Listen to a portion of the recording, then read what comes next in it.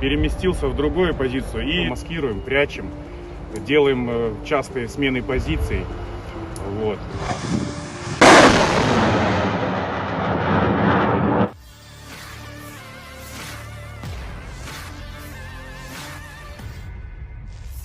Beginilah cuplikan kerja tempur dari sistem pertahanan udara Tor M1 Distrik Militer Pusat di arah Krasnolimansky.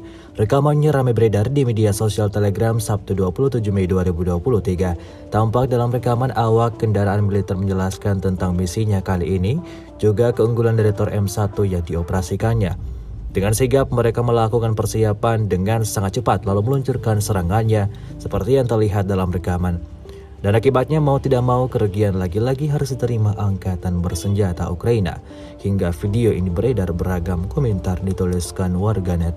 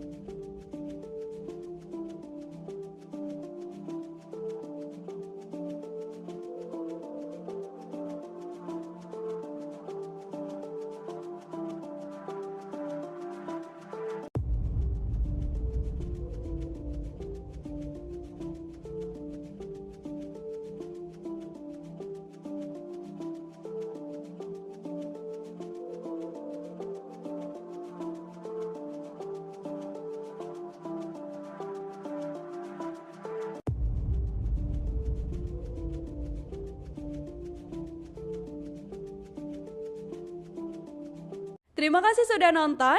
Jangan lupa like, subscribe, dan share ya.